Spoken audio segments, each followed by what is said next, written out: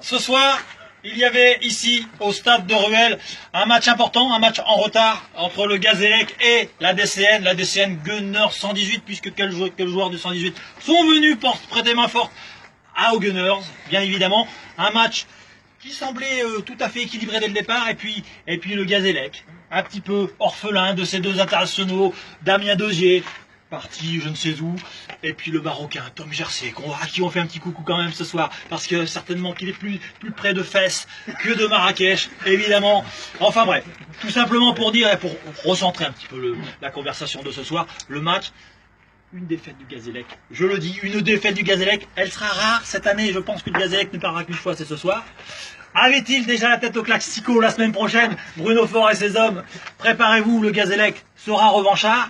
Et évidemment, il faut rendre honneur aux joueurs des Gunners. Et s'il y a un joueur, bien évidemment, qui représente par sa gouaille, par sa goule, les Gunners, c'est Paul du Dubosc, évidemment, l'entraîneur, le chien, le balayeur des vestiaires, le joueur certainement idéal. Alors, Paul, c'est certainement très rarement arrivé une victoire des Gunners contre le Gazélec. Il faudra revenir dans les archives, peut-être 1910, 1912, peut-être pas. Depuis, il n'y avait plus de victoire. Qu'est-ce que ça fait de gagner enfin contre une équipe comme le Gazélec? Bon, déjà, bonsoir et merci David pour cette magnifique interview. Tu nous laisses la parole ce soir, effectivement, beaucoup de joie. Oui, mais c'est vrai, mais enfin bon, une victoire à l'arraché, véritablement, dans l'esprit, on a été présent. J'ai beaucoup hurlé, effectivement, j'ai un peu perdu ma voix, mais voilà, très fier de mon équipe. Et c'est donc dans l'histoire, là je crois bien, deuxième seulement victoire contre le Gazélec, donc on savoure. Merci pour cette interview David. Non, reste là. Victoire 5-3 des Gunners, évidemment, je sais forcément qu'il y aura des déçus ce soir. Les supporters du Gazélec ont claqué la porte, ils ont crié Perrochon démission. Bon, peu importe ce qui se passera, on verra dans les jours qui vont suivre, évidemment. On sait que beaucoup de joueurs du Gazélec risquent de partir l'année prochaine, tellement des grands clubs, on les a déjà cités, hein. Comme Léonard qui a besoin de se renforcer après un camouflé 10-2 la semaine dernière. On n'a pas entendu parler d'Antoine Léonard, mais il est où Antoine Léonard? Pour ne pas parler de ce 10-2 perdu contre le Roi Merlin, le grand favori pour moi du championnat.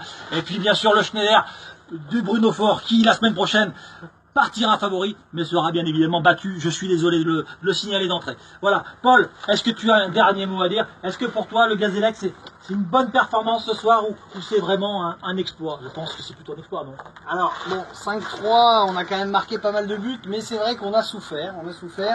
On a été vaillant défensivement, donc ça va être notre marque de fabrique. Donc on a été bien en défense et efficace en attaque. Donc le Gazélec a tout tenté et on est tombé sur un mur, mon Christophe. Allez, la marque de fabrique de la DCN, tous les ans, on le dit, c'est qu'ils sont toujours très bien organisés. Et puis nous, le Gazélec, on est peut-être passé un petit peu à côté. Est-ce que je vous dis, on avait la tête au classico?